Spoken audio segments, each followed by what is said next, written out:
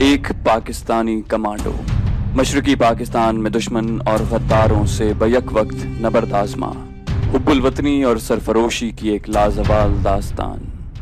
گزشتہ ایک ساتھ سننے کے لیے ڈسکرپشن میں موجود پلے لسٹ کے لنک پر کلک کیجیے اور چینل کو سبسکرائب کرنا مت بھولیے۔ سبسکرپشن کے بٹن کو دبائیے اور بیل آئیکن پر کلک کیجیے تاکہ آپ کو تمام ایک ساتھ بلا تاخیر ملتی رہیں، اور ویڈیو کو لائک اور شیئر کرنے کے ساتھ ساتھ کامنٹ کر کے ہمیں بتائیے کہ آپ کو ہماری ویڈیو کیسی لگی۔ تو آئیے کہانی کی طرف چلتے ہیں۔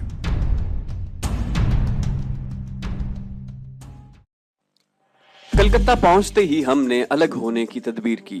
اب مجھے اچانک غائب ہونے کا ڈرامہ رچانا تھا، جس کے جواز میں پہلے سے ہی ایک گھڑی گھڑائی کہانی عثمان کے پاس موجود تھی۔ ہمارا وہ مخصوص سیف ہاؤس جو پہلے ہی ہمارا منتظر تھا، بس سٹینڈ سے بمشکل 2 میل کے فاصلے پر واقع تھا۔ اس ٹھکانے تک پہنچنے میں ہم نے کم از کم 3 گھنٹے لگائے، اور ان 3 گھنٹوں میں ہم نے کلکتے کی ایک ایک گلی کی یاترا کی، محض اس بات کا اندازہ لگانے کے لیے کہ کوئی ہمیں چیک تو نہیں کر رہا۔ چالاک سے چالاک سیکیورٹی والا بھی اگر ہماری نگرانی کر رہا ہوتا تو ہم اسے ڈاج دینے میں کامیاب ہو چکے تھے۔ اپنے اس مخصوص ٹھکانے پر پہنچ کر میں تو غائب ہو گیا، جبکہ عثمان اپنے مشن پر چل دیا۔ ہم نے آئندہ میٹنگ کے لیے RV سسٹم موجودہ حالات کو مد نظر رکھتے ہوئے یہیں ترتیب دے لیا تھا، اور یہ میری تربیت سے بالکل مختلف طرح کا انداز تھا۔ مجھے اپنی بہترین صلاحیتیں آزمانے کے لیے اب میدان میں آنا تھا۔ عثمان تو سیدھا اس حوالے تک پہنچ رہا تھا جس کا ذکر کیپٹن شرما نے کیا تھا، جبکہ میں مشرقی پنجاب کے ایک مونے سکھ کا روپ دھارے تازہ ہدایات لینے اپنے ٹھکانے کا رخ کر رہا تھا۔ یہ سیف ہاؤس پہلے سے سرگرم ہمارے ایک انتہائی قابل ایجنٹ نے قائم کیا تھا، اور اسے ایک طرح یہاں سپائی ماسٹر کی حیثیت حاصل تھی۔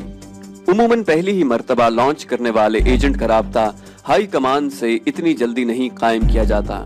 پہلے اسے اپنے طور پر قدم جمانے کا موقع دیا جاتا ہے، کیونکہ اس کی معمولی سی غلطی بھی سارے گینگ کے پرخچے اڑا سکتی ہے۔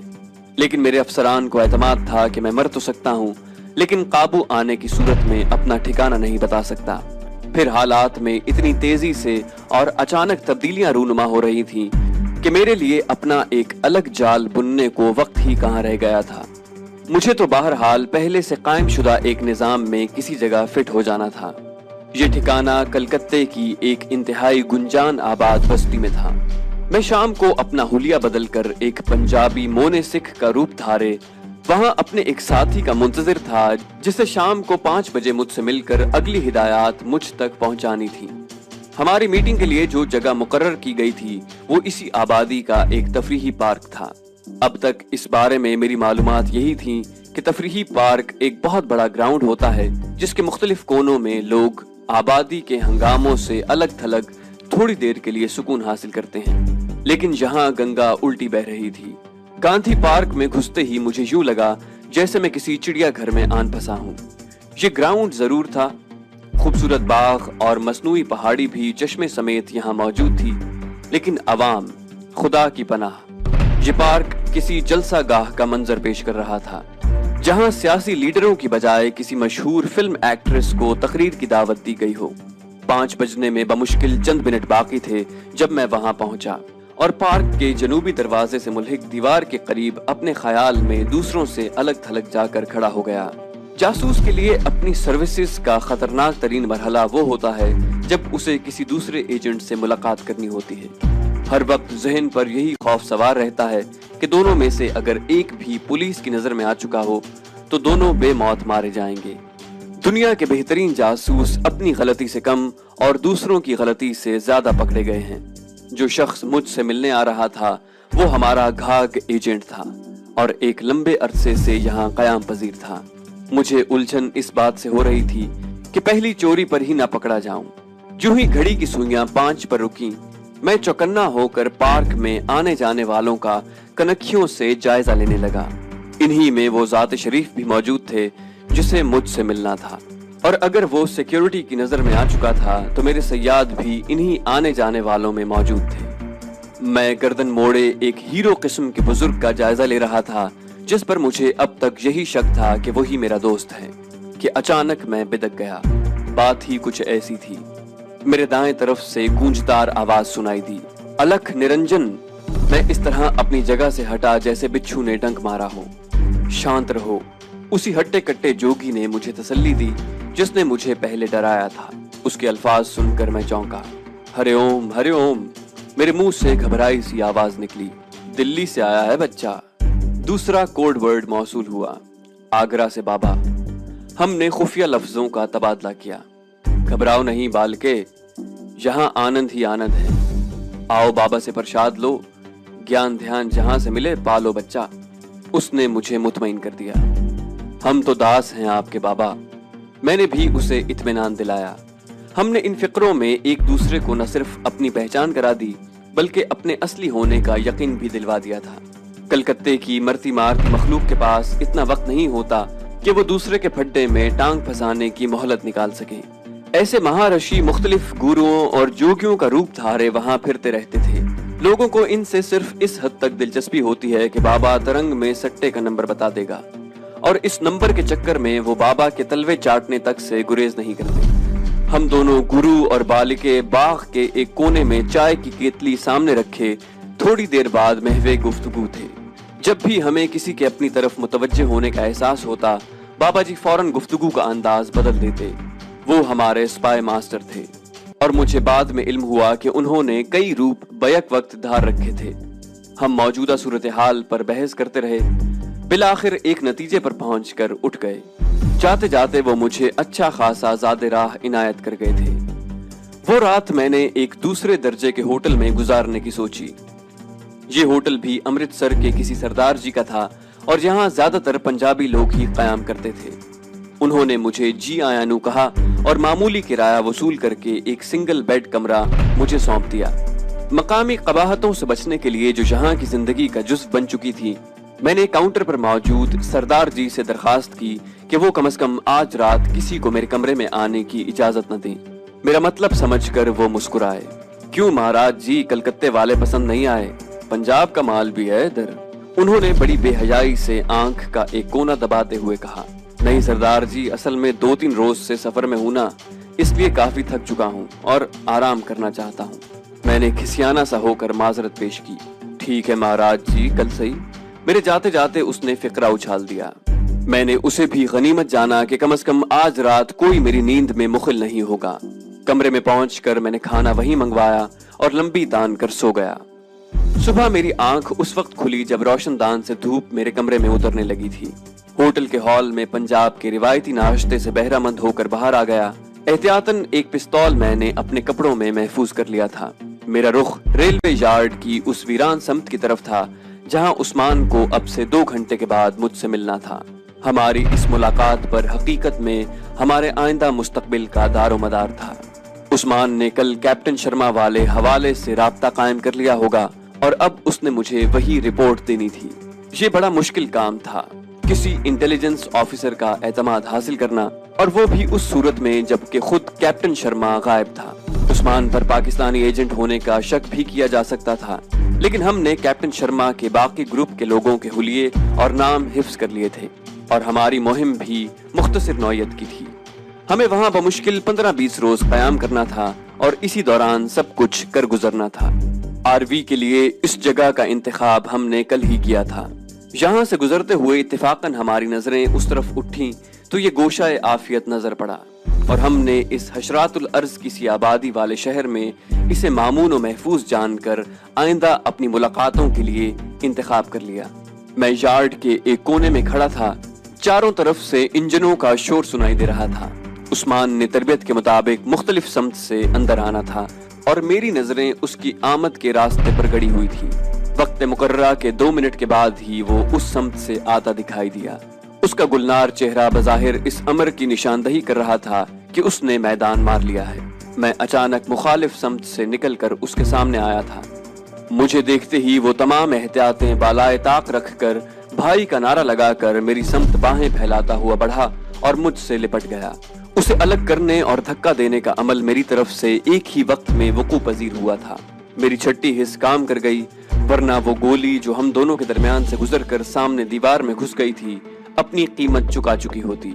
खुद मैं एक तरफ हवा में तैरता हुआ इस तरह हमला आवर पर आया था कि उसे अगला फायर करने की मोहलत ही नसीब न हुई। پستول اس کے ہاتھ سے نکل کر دور جا گرا۔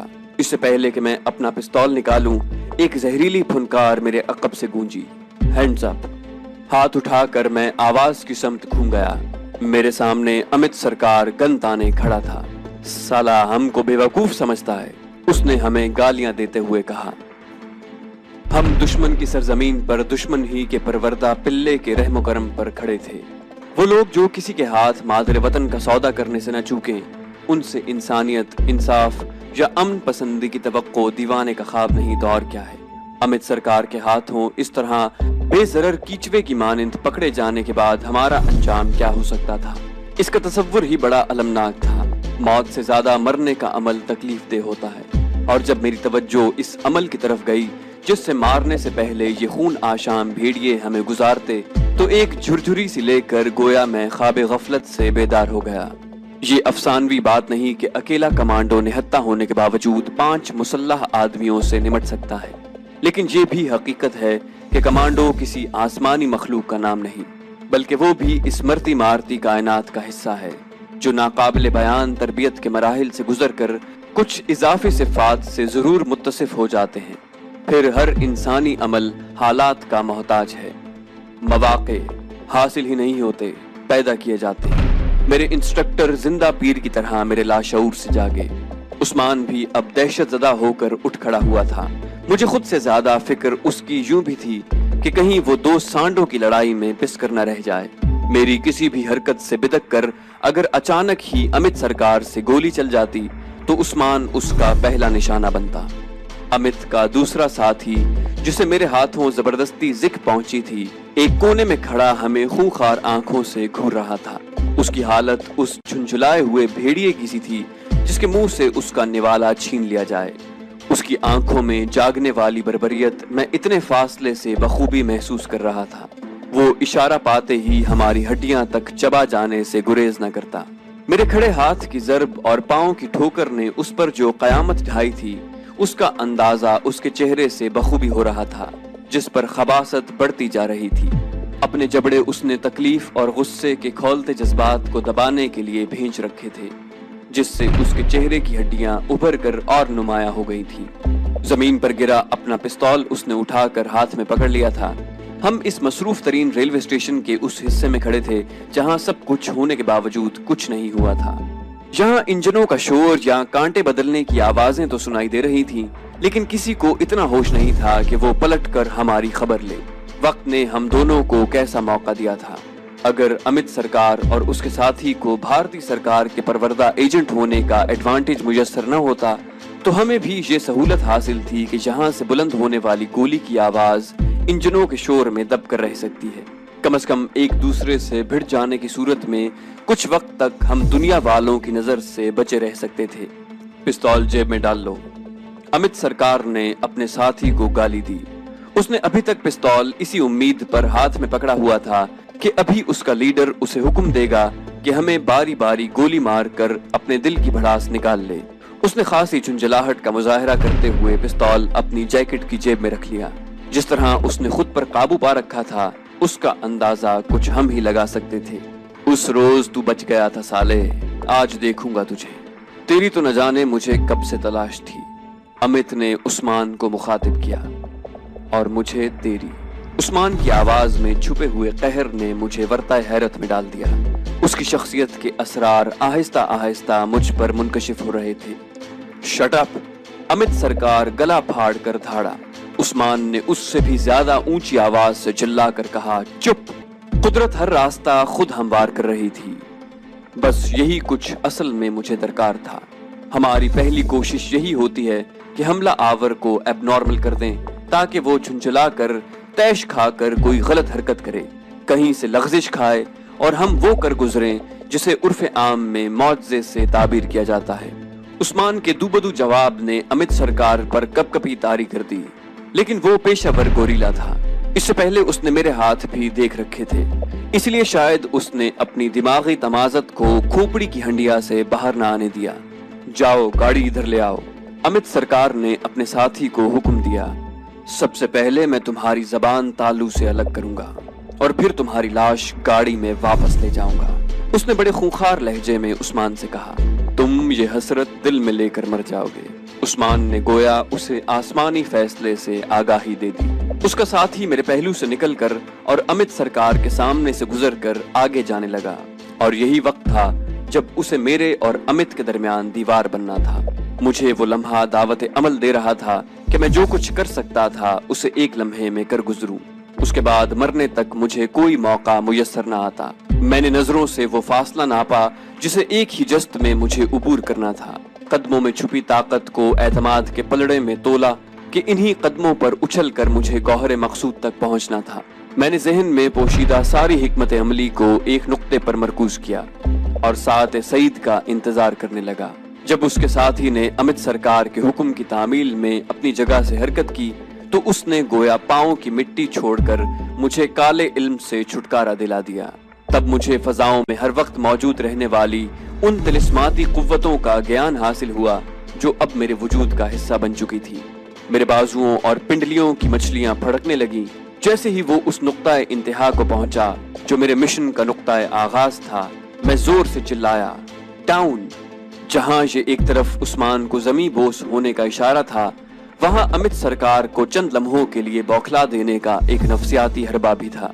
फिर झपटने और पलटने का अमल एक साथ वकू पजीर हुआ। मैं तिरछा होकर हवा में जकन भरता उसके पहलू में आ रहा। वो शख्स मेरी ढाल था जिसकी आड़ में मेरे मंसूबे ने कामयाबी हासिल करना थी। मेरे पांव जुड़कर उसकी पसलियों में जा घुसे। एक तो हमला अचानक और जोरदार, दूसरे पुश्त से, और बेखबरी में वो अपनी जगह से गोली की तरह निकलता अमित पर जा गिरा जिसकी स्टेन गन बौखलाहट में जमीन की तरफ झुक गई थी। मजरूब का मुंह और सीना शुतरे बेमुहार की तरह उसके बाजुओं पर आ रहा और उन पर से फिसलता हुआ स्टेन गन समेत जमीन पर। लेकिन इसका मतलब ये हरगिज नहीं था कि अमित सरकार को संभलने की मोहलत नसीब हो जाती। मैंने हथेलियां जमीन पर टिकाते हुए माहिर पहलवानों की तरह अपनी दोनों एड़ियां उसके सीने पर मारी और उसके सीधे होते ही उस पर सवारी गांठ ली। उस्मान ने भी अपना फर्ज नहीं भुलाया था। मेरे डाउन पुकारने पर वो गिरा और दूसरे ही लम्हे उठकर दोबारा दूसरे शख्स पर छा गया। ये बिल्कुल इसी तरह था जैसे कोई पहलवान हरीफ को जोरदार फ्लाइंग किक मार कर बेबस कर दे और उसके बाद रिंग के रस्सों पर जंप लेकर उसके नीम मुर्दा जिस्म पर रेफरी से 3 की गिनती करवाए।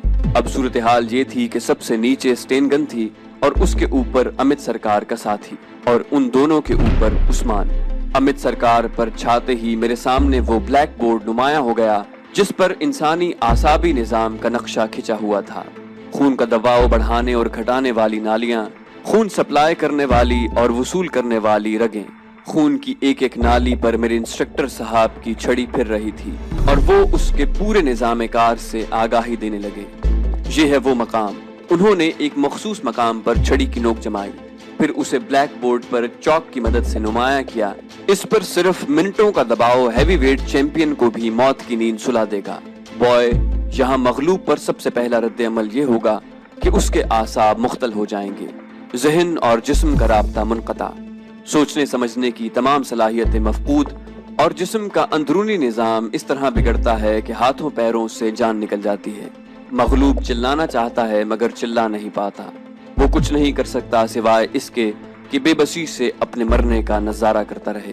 मेरा आहनी पंजा उसी मखसूस मकाम को गिरफ्त में लिए हुए था और मेरे घुटनों ने मजबूती से उसकी गर्दन को जकड़ रखा था। वो मचला, तड़पा, लेकिन महज चंद लम्हों के मुख्तसर वक्फे में उसकी मुदाफियत खत्म हो गई। उसकी सांसों का ताना बाना उखड़ गया। उसमें जिंदगी की रमक तक बाकी न रही थी। उसकी फैली और फटी हुई आंखों में खौफ और हैरत का समंदर ठाटे मार रहा था। मेरे सामने उस वैम्पायर की लाश पड़ी थी जिसने अब तक न जाने कितने बेगुनाह इंसानों का खून चूसा था और सिर्फ चंद लम्हों में लुक्मा अजल बन गया था। उस्मान ने अपने शिकार पर काबू तो पा लिया था, लेकिन उसका हरीफ तरबियत याफ्ता गोरीला था। उसने बमुश्किल चंद सेकंड के बाद ही उस्मान की बर्तरी खत्म कर दी और जब मैं अमित सरकार से फारिग होकर पलटा था तो वो उस्मान पर बैठा स्टेन गन संभालने की फिक्र में था। किसी भी लम्हे किसी की नजर भी हम पर पड़ सकती है और बना बनाया खेल बिगाड़ने का खतरा मोल लेने के लिए मैं तैयार नहीं था। सोचों से ज्यादा बाअमल होने का जज्बा मेरे रगो पैं में सरायत कर गया। मैं उठा, झपटा और दोनों हाथ जोड़कर उसकी गर्दन पर एक खास जाविये से जमाए वो बगैर आवाज निकाले ढेर हो गया। عثمان نے چھٹک کر لاش سے نجات حاصل کی۔ میں نے اسٹین گن اٹھانے کی زحمت بھی نہ کی اور حیرت زدہ عثمان کا ہاتھ پکڑ کر ایک طرف دوڑ لگا دی، کیونکہ ایک انجن سے باہر لٹکتی گردن نے اس ڈرامے کا آخری منظر دیکھ لیا تھا۔ جب تک اس کی حیرت زدہ نگاہیں وہاں سے ہٹتی یا اس کے گلے میں اٹکی چیخ باہر نکلتی، ہم اس کی دسترس سے باہر ہو چکے تھے۔ وہاں کھڑی مختلف گاڑیوں کے ڈبوں میں ہم ایک طرف سے داخل ہوتے اور دوسری طرف نکل جاتے، لیکن گاڑیوں کا یہ سلسلہ شیطان کی آنت کی طرح طویل ہوتا جا رہا تھا۔ میری مقدور بھر کوشش یہی تھی کہ ہم سے افراتفری کا مظاہرہ نہ ہونے پائے۔ ہم کسی کو خود پر شک کرنے کا موقع دینے کے لیے تیار نہیں تھے۔ ہماری رفتار تیز ضرور تھی، لیکن یہ بالکل ویسی ہی تیز تھی جس کا مظاہرہ کلکتہ کی سڑکوں یا ریلوے پلیٹ فارمز پر دفتر پہنچنے والے کیا کرتے تھے۔ ہم بھاگ نہیں رہے تھے، تیز رفتاری سے چل رہے تھے۔ عثمان کے لیے میرا یہ روپ اجنبی تو نہیں تھا، میری خصوصی اہلیت کا اسے بخوبی اندازہ تھا، لیکن خالی ہاتھوں کسی کو کسی کا خون کرتے اس نے ابھی تک نہیں دیکھا تھا۔ پھر جس طرح ہم موت کے آہنی شکنجے سے نکل کر موت کو شکست دے کر بھاگے تھے، وہ اس کے لیے ایک حیرت انگیز تجربہ ہی نہیں بلکہ معجزہ تھا۔ فوج کی کسی گشتی پارٹی کے ساتھ دشمن پر گھات لگانا، ٹھائیں ٹھائیں کرنا یا ڈائنامائٹ لگا کر کسی پل کو اڑا دینا اور بات ہے، اور کسی کمانڈو کے ساتھ خالی ہاتھوں کسی کی جان نکلتے دیکھنا اور بات۔ وہ کچھ کھویا کھویا سا نظر آ رہا تھا۔ ابھی تک اس نے خود کو صورتحال سے ہم آہنگ نہیں کیا تھا۔ میں نے ریلوے لائن عبور کرتے ہوئے اسے حالات کے طلسم سے نکالنا چاہا۔ کہاں چلے گئے عثمان بھائی؟ کہیں نہیں، اس نے چلتے چلتے جواب دیا۔ ایک پھیکی سی مسکراہٹ زبردستی اس نے ہونٹوں پر چپکا رکھی تھی۔ ویسے تو سب ٹھیک ٹھاک ہے نا؟ میں نے اس کے کندھے کو ٹٹولا۔ ہاں سب اچھا۔ اس نے ہماری ایک مخصوص اصطلاح مسکراتے ہوئے اپنائی۔ اب ہم ریلوے اسٹیشن کے عوام سے بھرے پورے ایک پلیٹ فارم پر پہنچ چکے تھے، جہاں ریلوے شیڈ کے دوسری طرف دو لاشوں کی موجودگی کی اطلاع نے خاصی سنسنی پھیلا رکھی تھی۔ ایسے قتل یہاں روزانہ کا معمول ہیں، لیکن ایک سٹین گن اور پستول کی موجودگی میں ان کا بغیر گولی کے مر جانا لوگوں کی سمجھ سے باہر تھا۔ پاکستانی گھسپیٹھیوں کی حرکت ہے، لاشیں رات کی وہیں دھری تھیں، حملہ آور ابھی یہیں موجود ہیں، مختلف لوگ، مختلف اندازے اور مختلف باتیں۔ ہماری وہاں موجودگی کے دوران ایک ریلوے ملازم ہانپتا کامتا وہاں آ گیا۔ لوگ کسی نئے انکشاف کی توقع میں اس طرف لپکے۔ ابھی مرے ہیں، ابھی تھوڑی دیر پہلے ہم نے خود انہیں مرتے دیکھا ہے۔ دو تھے، انہوں نے گلا دبا کر انہیں مار ڈالا، اور اس کے ساتھ ہی خوف کی ایک نئی لہر لوگوں میں دوڑ گئی۔ میں نہ کہتا تھا کہ ابھی قتل ہوئے ہیں، ایک کونے سے آواز آئی، قاتل یہیں موجود ہیں، کہیں نہیں جا سکتے۔ ایک دوسرے محاشر جی نے شوشہ چھوڑا، مرنے والے فوج کے آدمی ہیں۔ اسی ریلوے ملازم نے دوبارہ اعلان کیا، اور اس اعلان کے ساتھ ہی وہاں افراتفری پھیل گئی۔ سب کی زبان پر ایک ہی تکرار تھی، پاکستانی کمانڈو آ گئے، پاکستانی کمانڈو آ گئے۔ فوج کے آدمیوں کو تو ظاہر ہے دوسری فوج کے آدمی ہی مار سکتے تھے۔ لوگ ہرے اوم، رام رام، واہے گرو، ہے کالی ماتا، اور نہ جانے کیا کیا پکارتے وہاں سے غائب ہو رہے تھے۔ پلیٹ فارم کی رونق گھٹتی جا رہی تھی۔ ہم ایک کونے میں لگے ٹیلی فون بوتھ کے سامنے کھڑے بے چینی سے اپنی باری کے منتظر تھے۔ مجھے پہلی ہی فرصت میں یہ اطلاع سیف ہاؤس کو دینی تھی۔ دشمن کے متعلق ہمارے اندازے بالکل غلط ثابت ہوئے تھے۔ وہ ہماری توقعات سے بڑھ کر چالاک نکلے۔ انہوں نے پہلے ہی مرحلے میں ہم پر ہاتھ ڈالنے کی بجائے ہمارا تعاقب کر کے پورے گینگ کو ختم کرنے کا منصوبہ بنایا تھا۔ عثمان تو براہ راست ان سے منسلک تھا اور اس کے ہاتھ سے نکلنے کا سوال ہی پیدا نہیں ہوتا تھا، لیکن میں غائب ہو کر کہاں چلا گیا؟ اسی حقیقت کا سراغ لگانے کے لیے وہ بے چین تھے۔ مجھے یہ تو علم تھا کہ جس طرح چکر دے دے کر میں عثمان کو سیف ہاؤس تک لے آیا تھا، بڑے سے بڑا سیکیورٹی والا بھی اگر میرے تعاقب میں تھا تو اسے میں نے ڈاج دے دیا تھا۔ لیکن ایسا رسک کیوں لیا جائے؟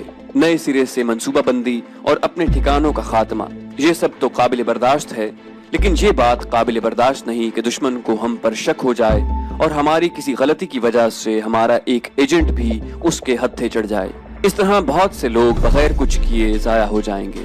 ٹریننگ کا یہ سبق کھلی کتاب کی طرح میرے سامنے تھا۔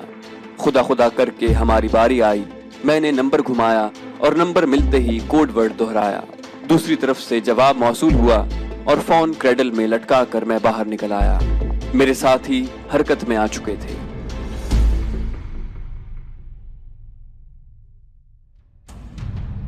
تو دوستو، یہ تھی ہماری آج کی کہانی۔ امید کرتے ہیں آپ کو ہماری کہانی پسند آئی ہوگی۔ جانے سے پہلے اس ویڈیو کو لائک اور شیئر کرنا مت بھولیے، اور اگر ابھی تک آپ نے ہمارے چینل کو سبسکرائب نہیں کیا تو اسے سبسکرائب کیجئے تاکہ آپ کو ہماری تمام کہانیاں بلا تاخیر ملتی رہیں، اور کامنٹ کر کے ہمیں بتائیے کہ آپ کو یہ کہانی کیسی لگی۔ ہم اس سلسلے کی مزید قسطیں لے کر جلدی حاضر ہوں گے۔ اپنا بے حد خیال رکھیے گا۔ اللہ حافظ۔